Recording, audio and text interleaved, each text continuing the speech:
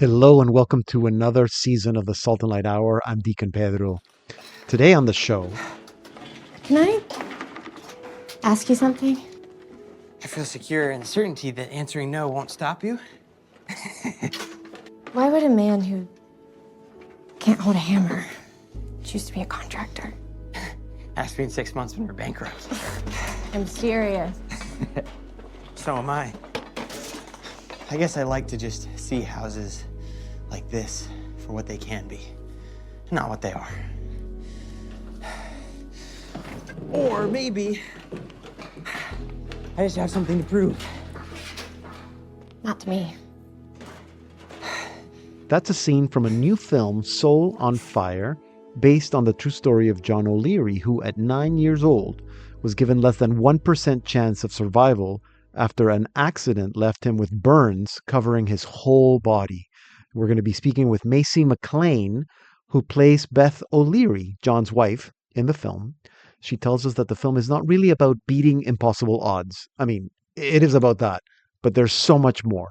That's a conversation about the film Soul on Fire with actor Masey McLain in about 5 minutes, and then Billy has a question about the Pope, and the answer will give you a good reason to keep the Holy Father in your prayers. So that's Church for Dummies in about 15 minutes. And then in our second half hour, Carlo Acutis and I became friends, heavenly friends, when a long time ago, it's like 2020. And I just was looking for a saint to do a novena to, and he landed on the day that I was going to end. And so I picked him, and I really have had a devotion to him. But prior to knowing him, yes, that when I lived in Nashville for many years, the campus chapel, Vanderbilt University chapel, was Frassati house. So where I fell in love with Jesus in adoration, going there, being able to get through the crazy music industry was Frassati was with me. That singer-songwriter Marie Miller, who's been on this program many, many times. She has a new song dedicated to new saints, Carlo Acutis and Pier Giorgio Frassati. So she's going to tell us all about that, and also about her Way of Love presentations, and about the relics of another special saint who is going to be visiting a city near you. So you don't want to miss my conversation with Marie Miller in about 25 minutes. And we're going to be playing some of her new music. So lots of good stuff this week on the Salt and Light Hour. If you can't stay to listen to the full program, you can catch the whole show on the Salt and Light Plus app, and also on our Salt and Light YouTube channel, and anywhere you get your podcasts. Let's start with a song. Here's Marie Miller with Take, Lord, Receive from her album, The Way of Love. Take, Lord, receive my liberty, my memory, understanding, my whole will.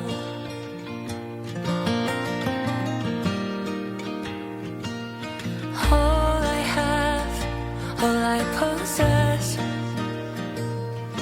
you gave to me. Lord, I give it all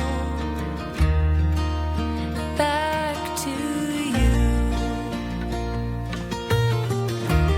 Give me your love and your grace, for with this I have all that I need.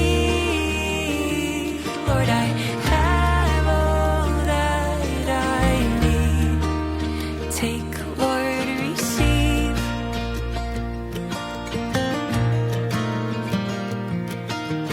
Do with it as you will,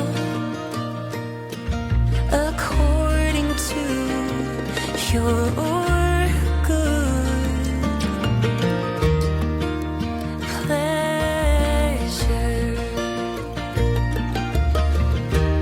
Give me your love and your grace, for with this I have all that I need. Lord, We're listening to Marie Miller with Take, Lord, Receive from her album, The Way of Love. And we're going to be speaking with Marie Miller at the end of the program, so I hope that you can stick around for that. Do you like to dance, Beth? No, but I will. Who is that guy? John O'Leary. He's kind of a legend around here. Why didn't you ask me out the night we met? Figured you wouldn't want me to. Welcome to the first project of O'Leary and Bright's construction. Yeah, everybody grab a hard hat. I may have an idea for a way that we could work together. Public speaking? I hope you got better at it. Remarkable. The most powerful weapon on earth is the human soul on fire.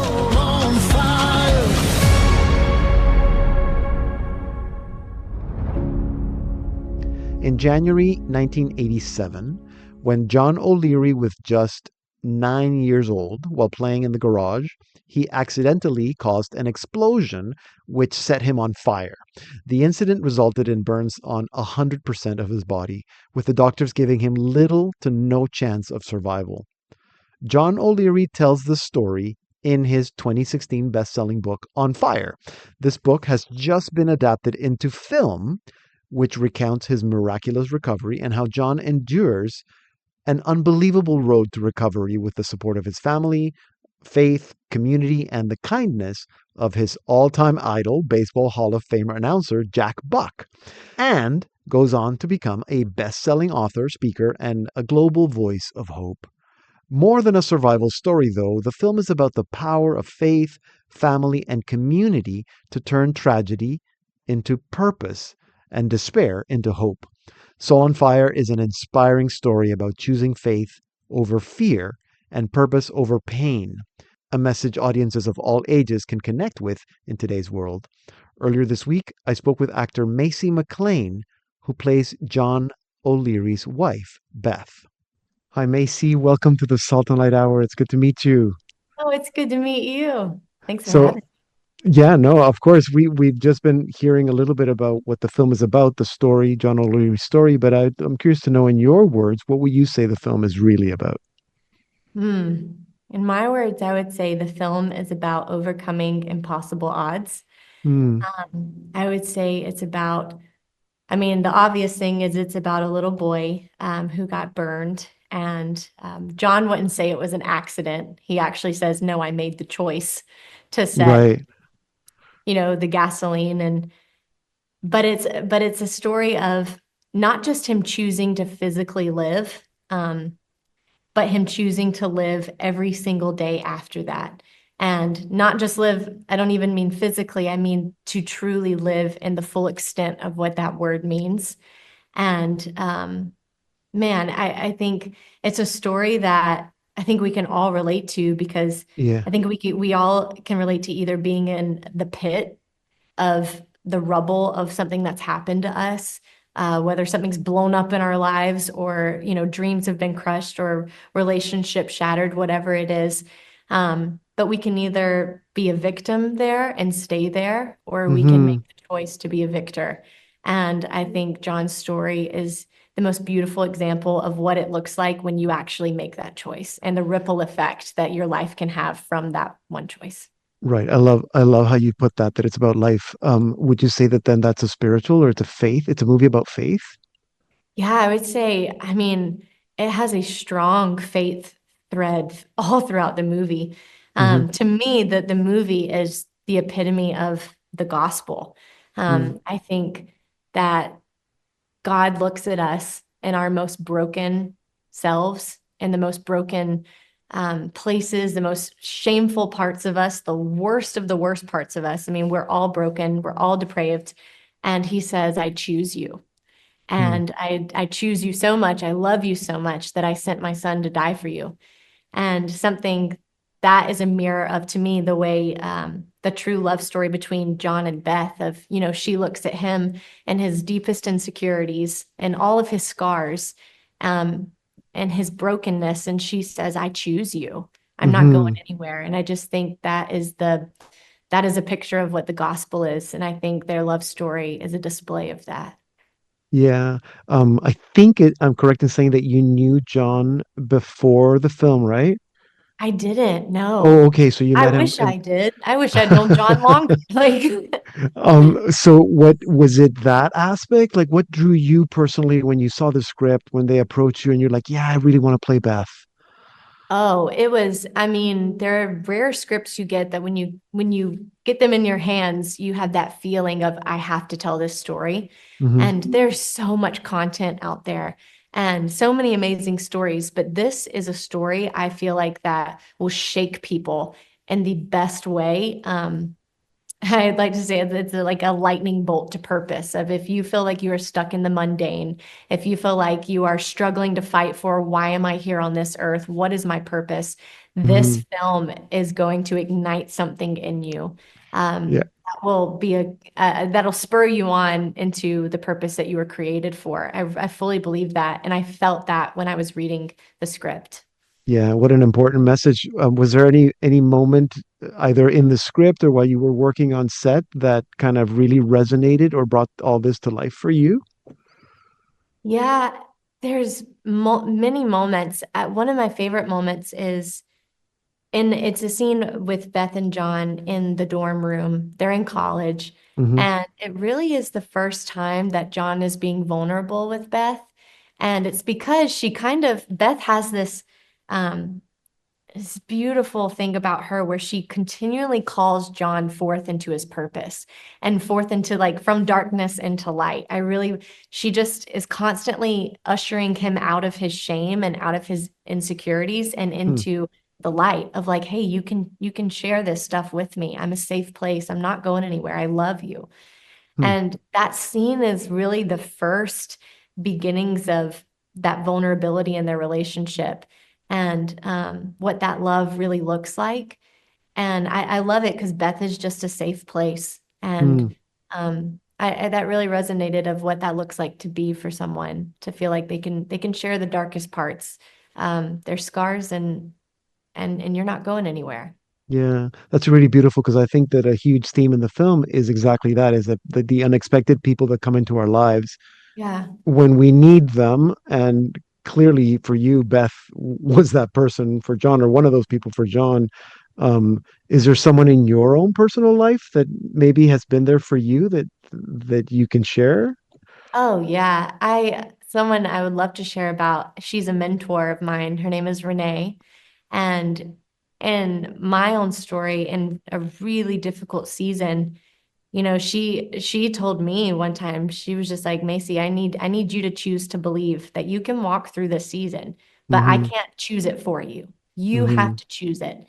And she gave me that sounds like such a simple thing to say to someone, but there's so much power. Um, I don't know. I just think, there's a verse in scripture that says, the power of the tongue, there is death and life. Choose Hmm. life. Yes. And the words we speak over Yeah. people are Yeah. It's so so powerful. And true.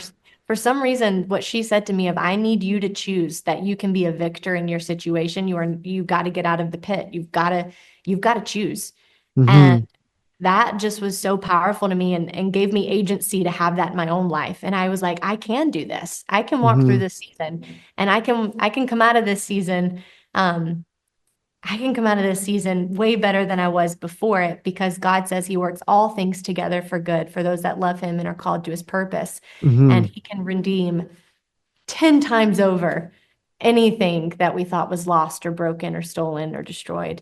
Yeah. And yeah, she It's was that. really, yeah, absolutely. It's really a message of hope. And so Yeah. maybe in conclusion, what is your hope for all the people that are going to get to watch the film? My hope, I really hope that people that watch the film, to kind of go off of what I was just saying, is, we are all going to have things in our lives that are stolen from us, that are broken, that are destroyed, that are killed. There's a verse in scripture, John 10:10 says, the enemy has come to kill, steal, and destroy, but I have Hmm. come to give you life and life abundantly. And we are all going to have things that the enemy completely steals from us, kills from us, destroys in our lives.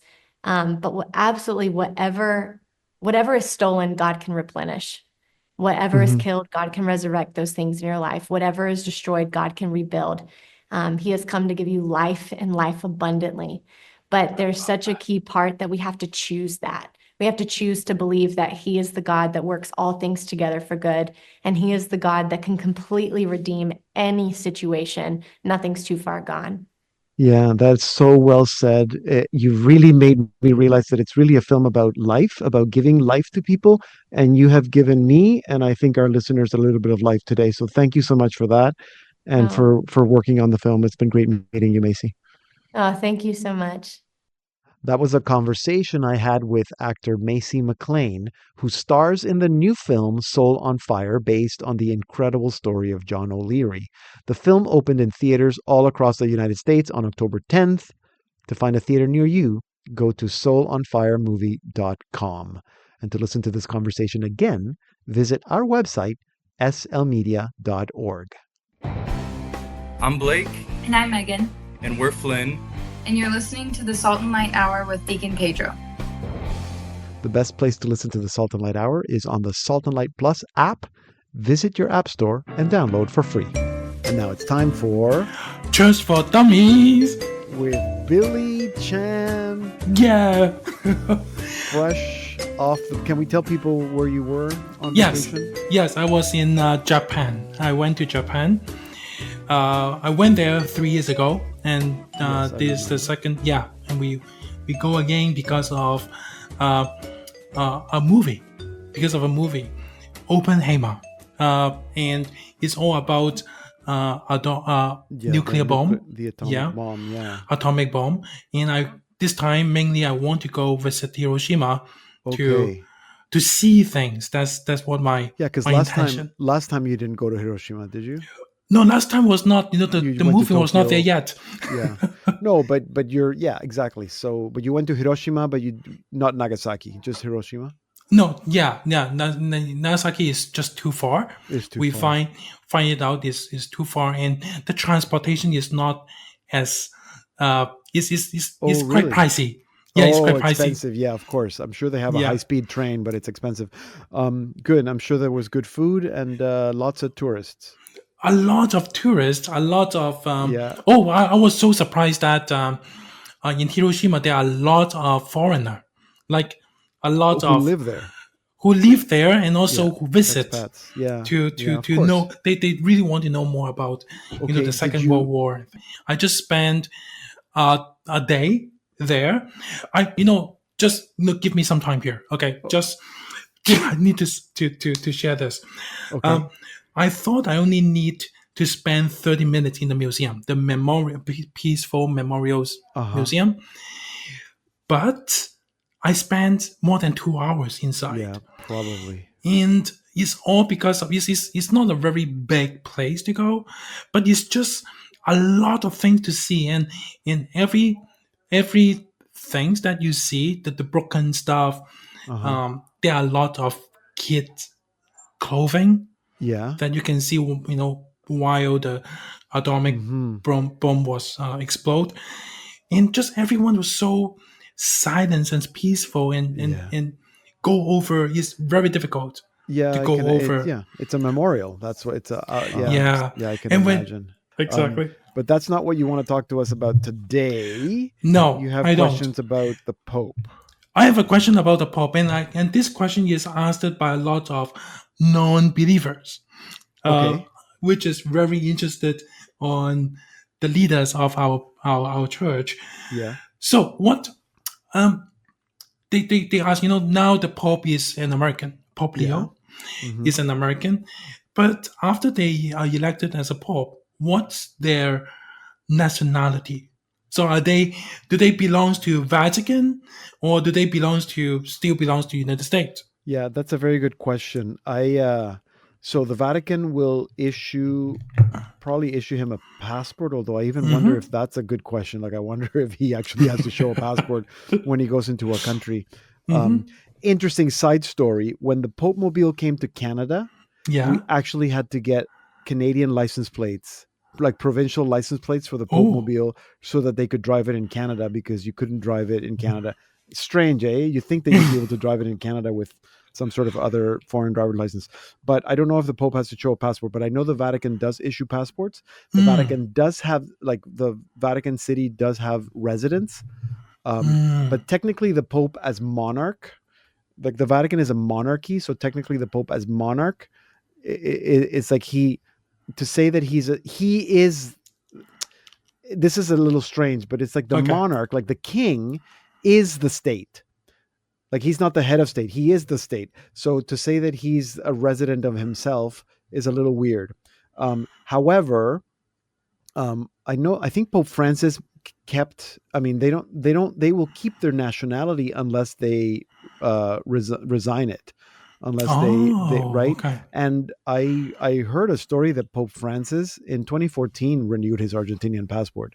So he felt like he still needed to have his Argentinian passport. As far as I know, Pope Leo will keep his U.S. citizenship unless he resigns it. And he's also a citizen of Peru. He's a national he has Peruvian citizenship. And I also believe that he will only, like he will keep that unless he resigns it. So as far as I know, he's still technically a citizen. He has dual citizenship of the United States and Peru until he resigns it, and he doesn't have to. It's interesting, some of the country does not allow to have dual citizenship. Yeah, some countries don't. In fact, it's interesting because I thought the United States was one of those countries, but clearly they allowed him to have Peruvian citizenship. So I'm not sure how that works. Exemption, okay? A lot of exemption maybe. And they might make an exception for him as Pope. They're not going to say, you need to tell us if you're a U.S. citizen. Interesting. Yeah.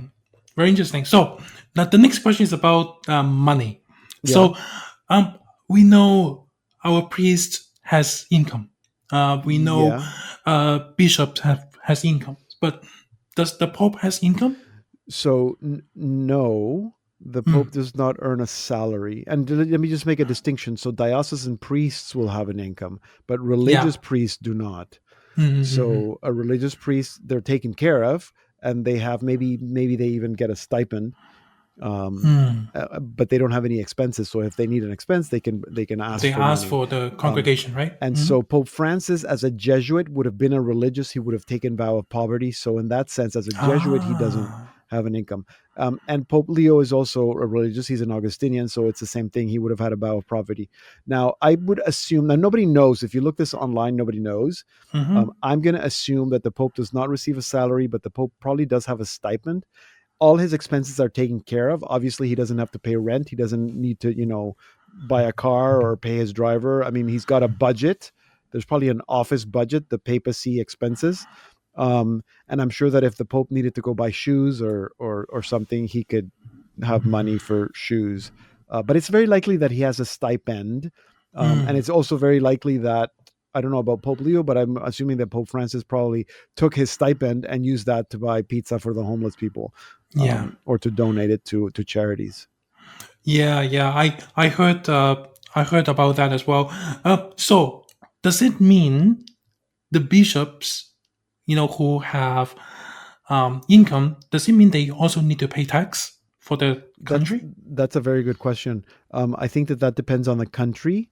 I believe in Canada and also in the United States, clergy will pay personal income tax.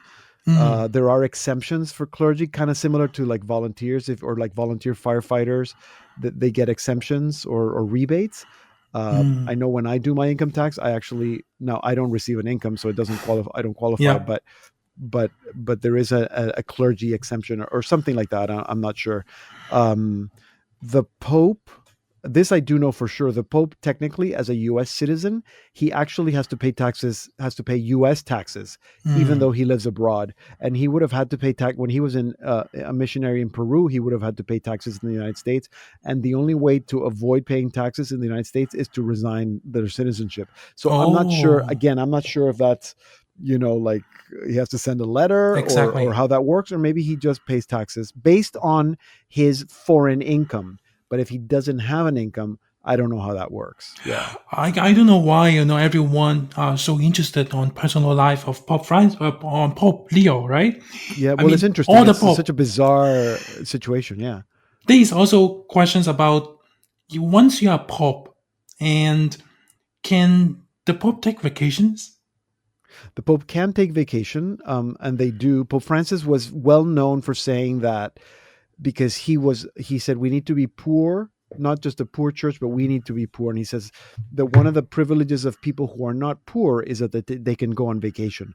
Poor people don't go on vacation. So that's why he was very adamant about not taking vacation, which is why he never went to Castel Gandolfo. He just kind of kept working. Pope Leo has already taken time off. He's already going on vacation. And in fact, he's not working on Tuesdays. That is a thing that just came out. And he's not, I mean, he might be doing some private work, but he's not doing any audiences. He's not meeting with people. He's not having any meetings on Tuesdays. His calendar is clear. So that might reflect the fact that he feels that he needs to take some time off, because as you know, you can't, I mean, you work 7 days a week, 12 hours a day, that takes a toll. And, when they take times off, can they spend time with whoever they want? Like his friends, family? Yeah, they can, but probably not outside of the Vatican. So like if the Pope wants to go visit his family in the United States, he probably can't just go, golfing in Florida. So, but his family can go visit him in the Vatican. He can probably go to Castel Gandolfo or a place like that. But it would not be easy for him to just go down the street for a pizza with his cousin or something. Yeah, there's another question he could do that, but I think that would be very difficult. That's exactly another question that people ask about. Can the Pope go to see a movie himself?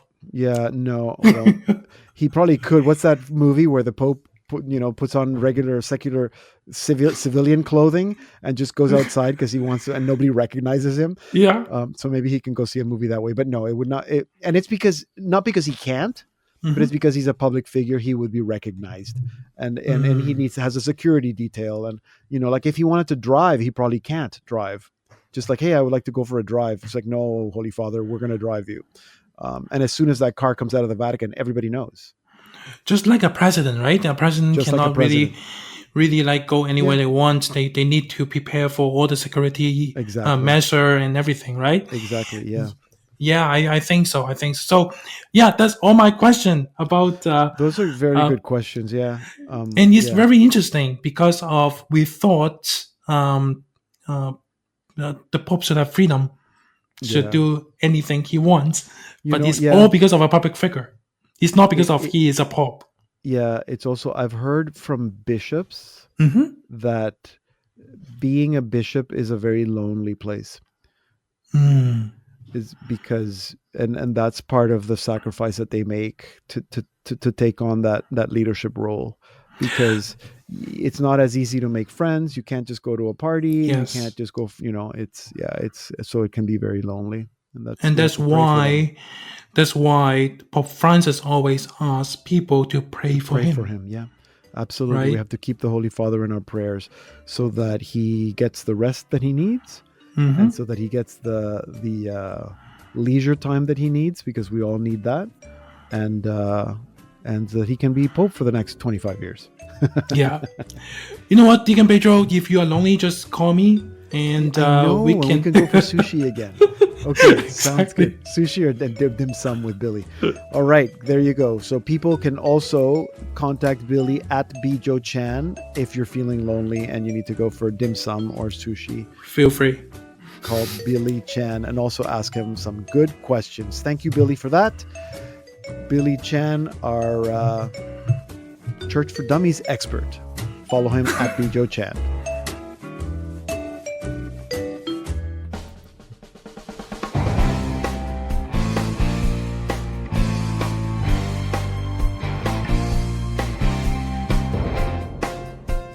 Coming up in our second half hour, we catch up with singer-songwriter Marie Miller, who has a new song for Carlo Acutis and Pier Giorgio Frassati. So stay tuned.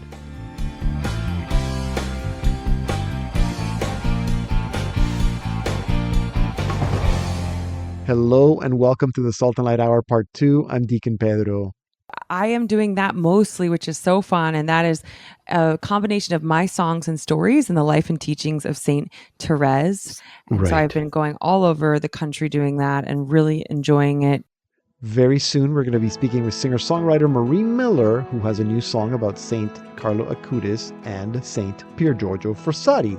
But before that, let's listen to another song from her album, The Way of Love. Here's Among These Rocks. Walking on broken granite through the shifting sand. I don't want to slip. Will you take my hand? Met you under an old tree in the cool of day. I told you I've been wondering, you'd asked if I'd stay.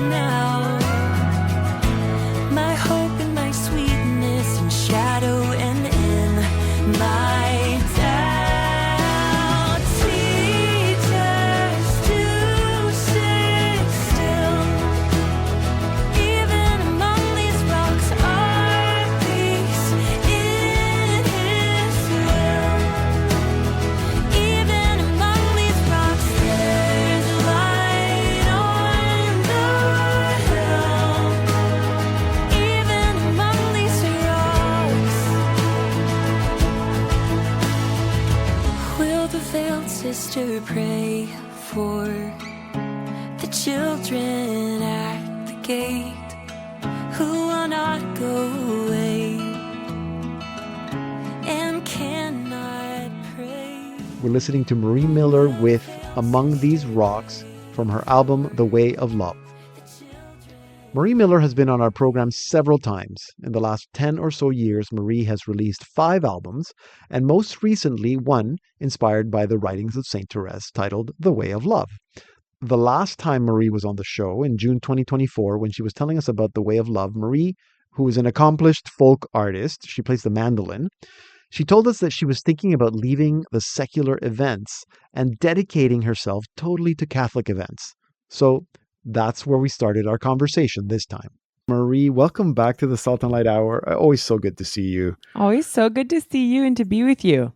Yes, and I've been. I was going to say I've been worried about you, but I don't think that's the right word, because last time we spoke, you were.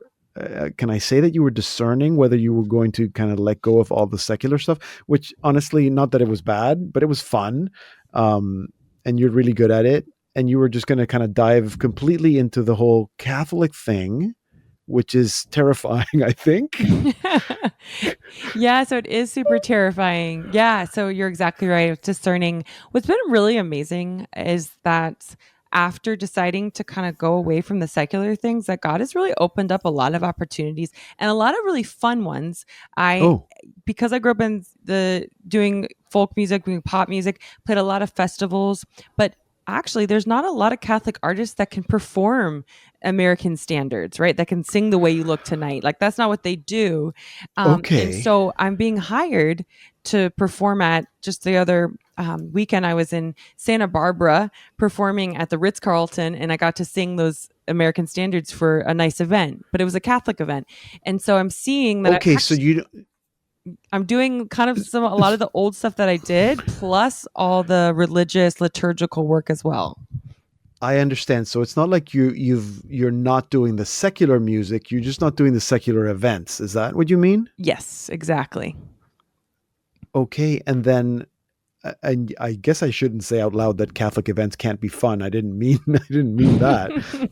but obviously you've said that is fun. So it's keeping you busy. There's enough there to keep you busy. Yes, there truly is. It's been really amazing and surprising and very good. So I think that a lot of the conference event teams and the parishes and things are starting to learn a little bit about what I'm doing, and so I've been getting a lot of invitations, and I have to say that it's what gives me wings. Performing is what is the joy in this life that God has given me. So I am so grateful when I get an email, and my sister is my booking agent. Okay.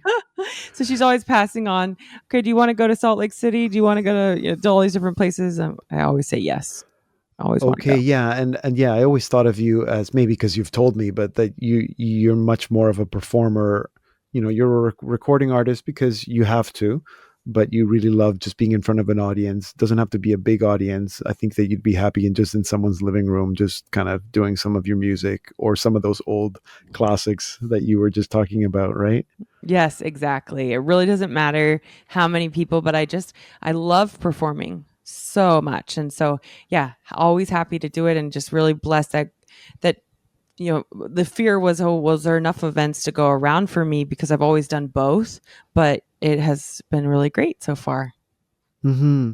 Now, I also think that it would make me a little sad to hear that you were only going to, banquets and doing old classics and not doing your own music, and maybe even sharing some of those stories, especially with the last album, Way of Love. I remember you were telling me that you were starting to do Way of Love presentations. Is that what you call them? Yes. Yeah. So I am doing that mostly, which is so fun. And that is a combination of my songs and stories and the life and teachings of Saint Therese. And so I've been going all over the country doing that and really enjoying it. And we'll be actually performing in front of her relics in Lafayette, Louisiana. Yeah. So that's been a great gift. And also just, there's a lot of events that they need both a speaker and a musician. And so that's been really special to be able to lead music for Mass and Adoration, and then to also give a talk / musical presentation for Therese. Right. So tell me a little more about that. Is it mostly like parish missions where you do music at Mass and then you do a presentation several evenings, or is it more like a retreat setting, or both? It's been all of the above. A lot of the women's conferences, I've been doing that for colleges and parishes, and that has been really fun. I love Therese, and I remember when I was really afraid, and we were talking about The Chosen. I was really jealous. You were at The Chosen premiere. That was a really helpful moment for me when I started watching that and realizing that the disciples were broken but chosen. And so I love presenting on Therese because it takes the focus off of me. When we're talking about, I'm performing my songs, but I don't want to be the teacher. I just want to be the person that's representing something else, right? I'm not a PhD or a priest, but I want to point people towards someone who's really helped me, and Saint Therese is part of that. So did you feel that before you weren't doing that because you hadn't found that maybe kinship with Therese? Like you couldn't do that with your other songs, even though they were about Jesus or about your relationship with God? That there's something different about how Therese helps you do that? Is that what you mean? Definitely. So Saint Therese emphasis is on God's merciful love, and she never talks about how good she is, but how good God is. And so having that emphasis on mercy, she compares herself to the woman at the well. She wants to quench the thirst of God. And I thought about, wow, the woman at the well and Saint Therese are really different. But what she's saying is when it's about God's mercy, it's not about you anymore. And so it's really helped me be brave when I talk about Jesus, because before I was so worried that someone would say, who do you think you are talking about Jesus? You're a sinner. And I would kind of go, it got into my head, but she kind of gave me the cure to just not worry about it and to point towards him. Really? You really felt that way? I'm so surprised to hear you say that, because you'd think that, especially with some of the audiences that we get to speak with or perform, in your case, that they would know that we're all sinners, and that, of course, who better than the woman at the well? Not that that's you either, but to speak about that relationship with the one who has brought her living water, no? I know. And I think it's definitely my own human feelings and also the evil one who just didn't want me to sing about Jesus, because that I really struggled with that. And I still sometimes struggle with it. I will perform and go, oh my goodness, that feels, am I good enough to sing about this? And because before, when you're singing about a boy who broke up with you, it's pretty easy. But when you're, something a little more serious, something that's most important to you can be scary. But again, she's helping me. I pray to her before every time I sing and speak about her, and she helps me. Yeah, she's a great saint. My mother had a great devotion to Saint Teresa. My mother's name was Teresa. And of course, she had a devotion to both Teresas, but I think Saint Teresa was one of her favorites for sure.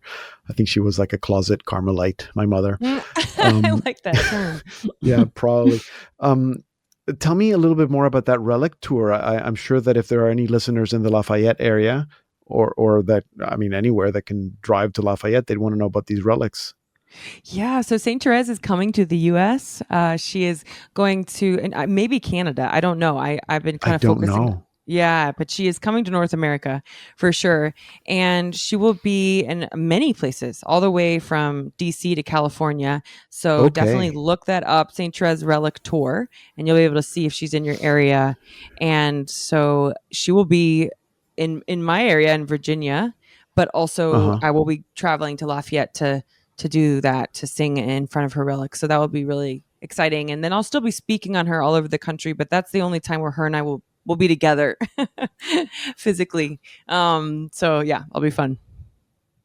It sounds like fun, but it sounds very meaningful for you. Yes. To have that opportunity. Yeah, super meaningful. It's and it was so special to get a call from a Mother Superior of a Carmelite monastery that her name is Mother Teresa, and she called me and asked me to sing. I mean, it's just amazing.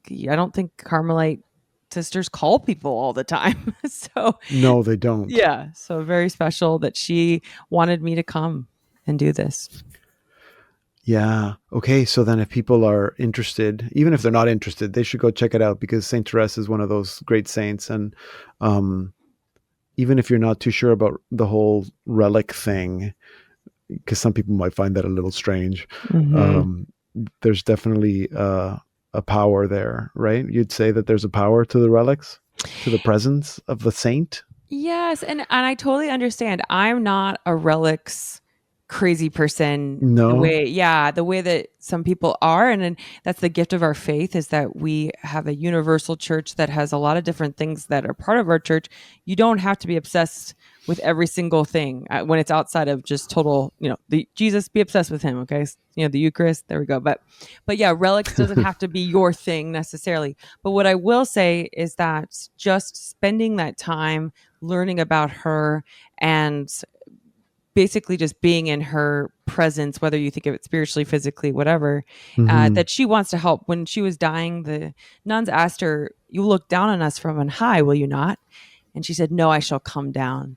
So yeah, she wants to be with all of us. She said, "I'll spend my heaven doing good on earth." So yeah. So even if you're not a relics person, you should be a Saint Therese person. Absolutely. If people are just tuning in, I'm speaking with singer-songwriter Marie Miller, our featured artist this week. We were just talking about Saint Therese because Marie has these presentations. She calls them the Way of Love presentations, based on her whole album that she wrote, inspired by, can I say that, Marie? Inspired by the writings of Saint Therese. But there's also that one song, actually there might be more than one song we spoke about it last time, because it's inspired by the words of Saint Ignatius, the prayer by Saint Ignatius, not by Saint Therese. But I remember you telling me, Marie, that you imagine Saint Therese saying that prayer.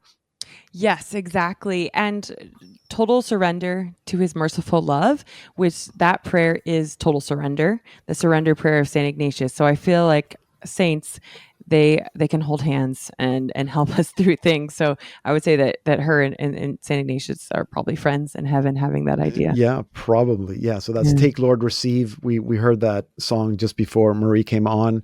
What a neat idea that someone who we call saint today, Saint Therese, would have already known about Saint Ignatius, who lived 200 years before her or something, 300 years, and that she could have already been benefiting from Saint Ignatius's writings and discernment writings and spiritual exercises. Like, what a neat idea. Yeah, no, I love that. I love that Mother Teresa was so inspired by Saint Therese. Right. So it's, one of my favorite things is that Saint Therese wanted to be a missionary, and that was a desire of her heart that God did not fulfill necessarily in this life. Yeah. But here she inspired another Teresa who has convents all over the world and is helping people all over the world, who's a true missionary. So God is just, he's got a lot of time on his hands. He can make things happen.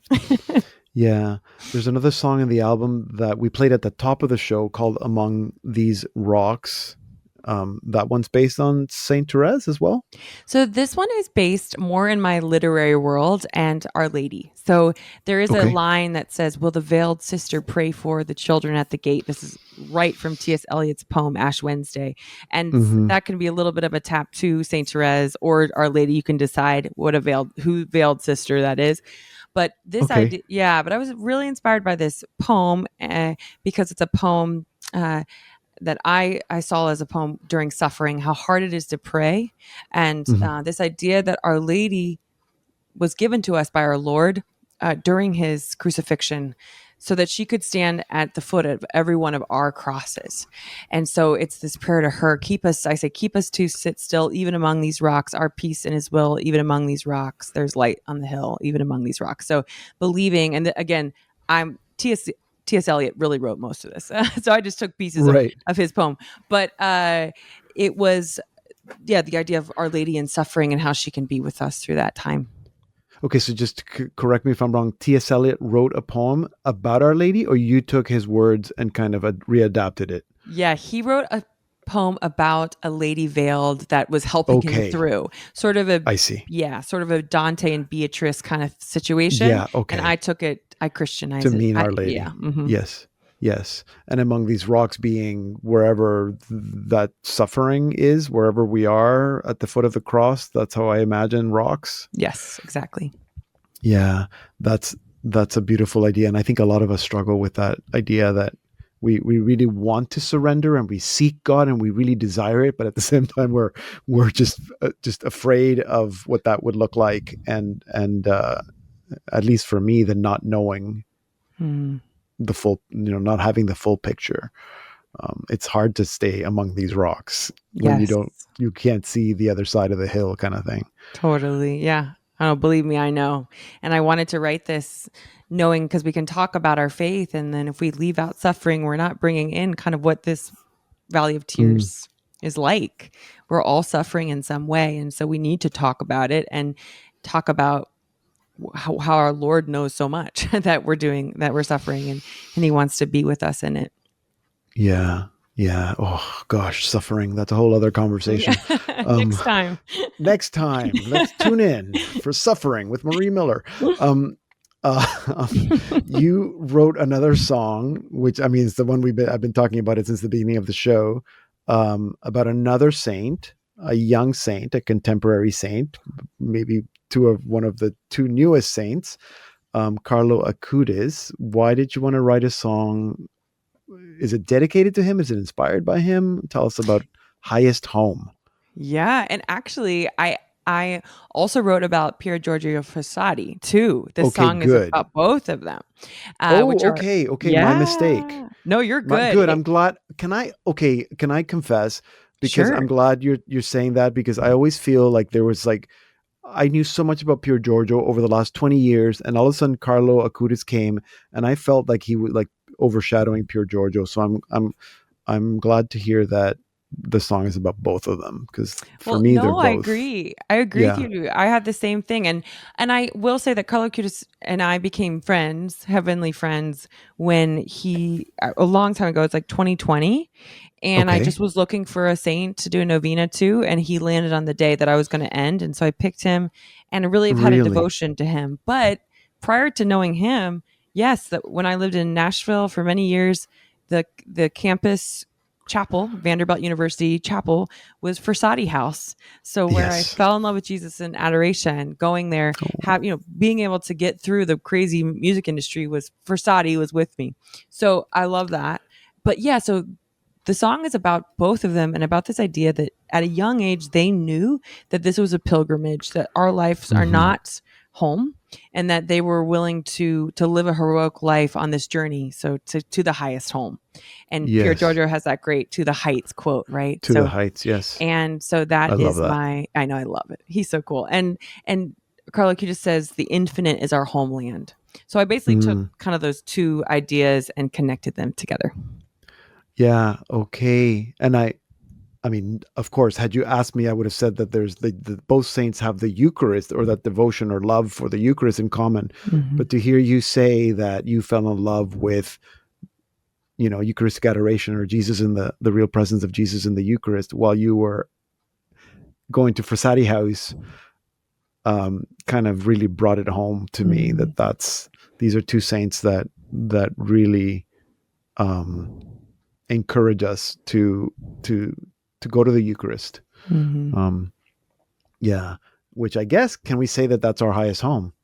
Yes. I mean, we get to participate in heaven now. And I think about it sometimes, what do I need the most today?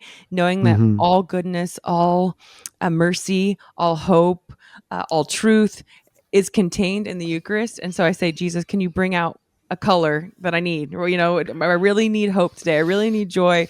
I really need patience. and he is all patience, right? And so I think about that. And he is, we feed on all being in the Eucharist. And so it's you're right. It is the highest home. That's a neat idea, that you ask God for a color, or Jesus to give you a color. I sometimes ask for a word that's very literal, and then I don't get a word. I get like a full sentence. Sometimes I don't get anything. But I'm going to start asking God for a color. I like that. Well, I was reading the Magnificat, Jesus is the light of the world, and it says, which brings color. And I never thought about that before, is that the light is the color. And so when we have the light of Jesus, we actually are our true color, which I did not think about. In the darkness, we can't see ourselves, because I think people are afraid, if I become Christian, I'll be boring. It's like, no, if you fall in love with Jesus, you become the color you were made to be. I just think that's really neat. Yeah, no, that's very true. I've seen a similar reflection that kind of shows that those who have not found Christ, that everything is kind of desaturated. But as soon as you enter into the relationship, it's like you become oversaturated. Everything is just like in full color, chroma color, or whatever you call it, which is a neat idea for people who are visual. I'm like you, maybe more audio kind of sounds. I hear sounds. I don't see things necessarily. Marie, thank you for sharing your music with us today. I hope people are excited about Saint Therese, and now maybe they're excited about Carlo Acutis and Pier Giorgio Frassati, and maybe they can catch you in Lafayette. But if not, they can catch Saint Therese wherever she's going on her tour. And exactly. And maybe Carlo Acutis or Pier Giorgio will come on tour, and you can join them. That's true. I think my next album, if I do a saint, I think I have to do John Paul II, I think. Oh, but good choice. Yeah. Okay, we can do that. I look forward to that. John Paul II is right up there. Yeah, absolutely. Okay, Marie Miller, thank you so much. So good to see you. Always fun to talk to you. And I look forward to more music from you. Thank you so much. And even if you're not in Lafayette, I'm all over the country. So yeah, definitely check out the tour dates on the website for sure. All right. Take care, Marie. It's so good seeing you. Good seeing you too. Thank you. You can learn more about Marie Miller and download all her music at mariemillermusic.com. And you can also find Marie Miller on all your social media. Here now is Marie Miller with that single that we were just talking about, inspired by and dedicated to Carlo Acutis and Pier Giorgio Frassati. It'll be easier to stay on the outside looking up, living comfortably enough. I hear you calling my name from the mountains